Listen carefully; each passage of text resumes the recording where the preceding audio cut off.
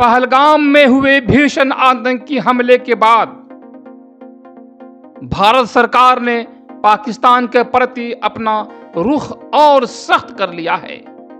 विश्वसनीय सूत्रों के अनुसार इस हमले में पाकिस्तान समर्थित आतंकवादी संगठनों की संलिप्तता पाई गई है। इस जघन्य हमले में कई निर्दोष नागरिकों की जान चली गई है और सुरक्षा बलों को भी भारी क्षति का सामना करना पड़ा है।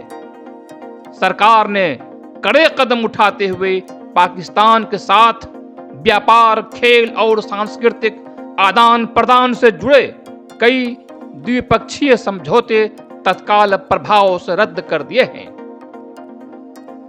विदेश मंत्रालय ने स्पष्ट किया है कि जब तक पाकिस्तान अपनी धरती से आतंकवाद को समर्थन देना बंद नहीं करता, तब तक सामान्य रिश्तों की बहाली संभव नहीं है।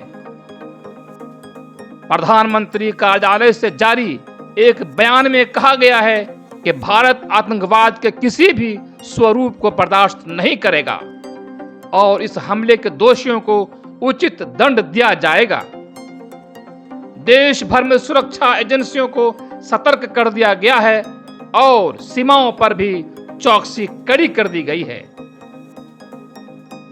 पहलगाम हमले के बाद कई सवाल जोर पकड़ रहे हैं।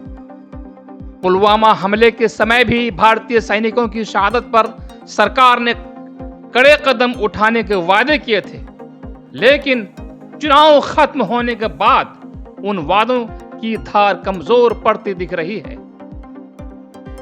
अब पहलगाम में सुरक्षा चूक पर जनता सवाल कर रही है, आखिर आतंकी सीमा पार कर कैसे पहुंचे?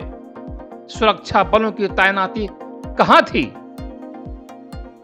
सरकार की कार्रवाई को लेकर भी सवाल उठ रहे हैं। प्रधानमंत्री मोदी ने गुस्से में कई बड़े फैसले घोषित किए हैं, जिनमें पाकिस्तान की सिंधु नदी के जल को रोकने का निर्णय भी शामिल है।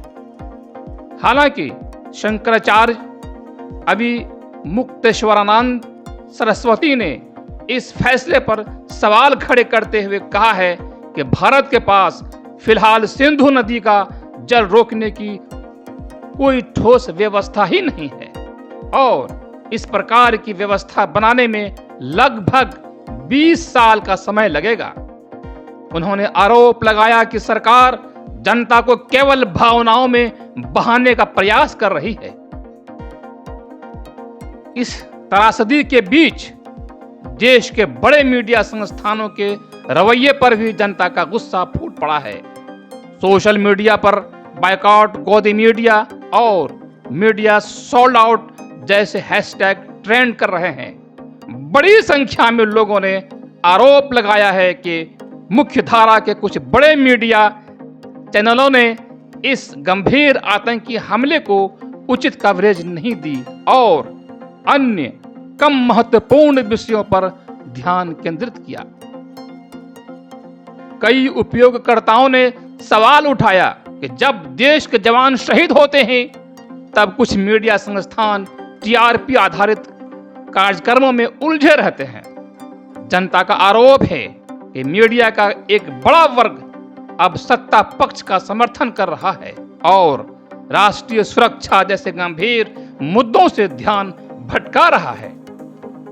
देश के विभिन्न हिस्सों में छोटे छोटे विरोध प्रदर्शन भी हुए, जहां नागरिकों ने सच्चाई दिखाओ, झूठ मत फैलाओ और शहीदों का सम्मान करो जैसे नारे लगाए। पहलगाम हमले ने न केवल भारत की सुरक्षा व्यवस्था पर गंभीर सवाल खड़े कर दिए हैं, बल्कि मीडिया और राजनीतिक नेतृत्व की जवाबदेही पर भी बहस छेड़ दी है।